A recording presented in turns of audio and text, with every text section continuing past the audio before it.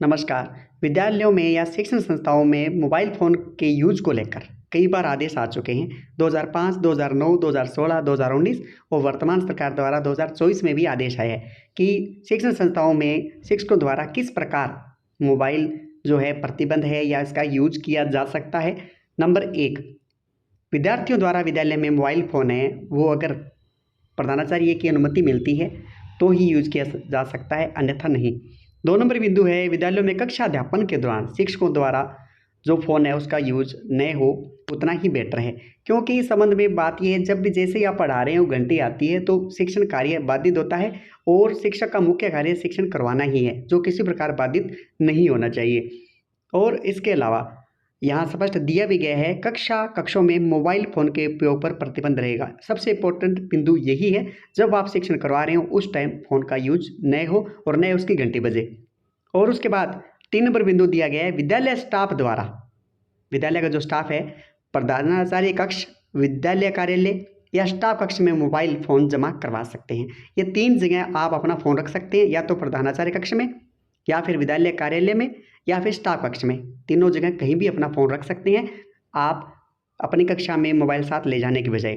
और उसके बाद अगर आपको इससे कोई काम है मोबाइल संबंधित तो आप कर सकते हैं, लेकिन कक्षा का विशेष तौर से ध्यान रखना है। और इसके अलावा आप कक्षा शिक्षण, कक्षा प्रार्थना सभा या बाल सभा के दौरान विद्यार्थियों के सामने फ़ोन का इस्तेमाल न करें। सिर्फ शिक्षकों के लिए ही नहीं, प्रधानाचार्य महोदय के लिए भी इन कंडीशन में मोबाइल फ़ोन का प्रतिबंध है।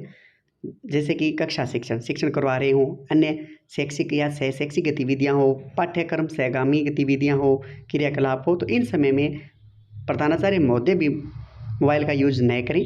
और इनके अलावा ऑफिशियली कार्य हैं तो यूज़ कर सकते हैं। 5 नंबर बिंदु, कक्षा में डिजिटल शिक्षण हेतु मोबाइल का उपयोग किया जाना आवश्यक हो तो ध्यान रखा जाए कि सिर्फ डिजिटल शिक्षण ही हो। कार्मिक पर्सनल यूज़ के लिए विद्यार्थियों के सामने फ़ोन का यूज़ न करें।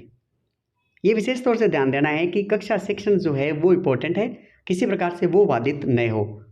और इसके अलावा 6 नंबर पॉइंट जो है, विद्यालय स्टाफ द्वारा कक्षा शिक्षण, अन्य शैक्षिक सह शैक्षिक जैसे कि ऊपर बताया गया है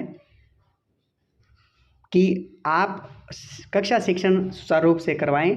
इनके अलावा पर्सनल यूज आपका होता है तो आप स्टाफ रूम में भी बात कर सकते हैं, अपना काम कर सकते हैं, तो वहाँ आप इस बात का विशेष ध्यान रखें। बस यही इम्पोर्टेंट ऑर्डर था और इसमें आपको काफ़ी राहत भी मिलती है। जैसे कि आपको पर्सनल काम होते हैं तो आप वो भी कर सकते हैं, लेकिन कक्षा शिक्षण जो पीरियड आपका है वो आप लीजिए। खाली समय रहता है तो आप उसका बच्चों को ध्यान रखते हुए, यानी बच्चों के सामने, विद्यार्थियों के सामने फ़ोन का इस्तेमाल न करें और अपना कार्य सुचारू रूप से करें। पूर्ण रूप से प्रतिबंध नहीं है, जो प्रतिबंध का मूल उद्देश्य है उसे आप समझने का प्रयास करें। धन्यवाद।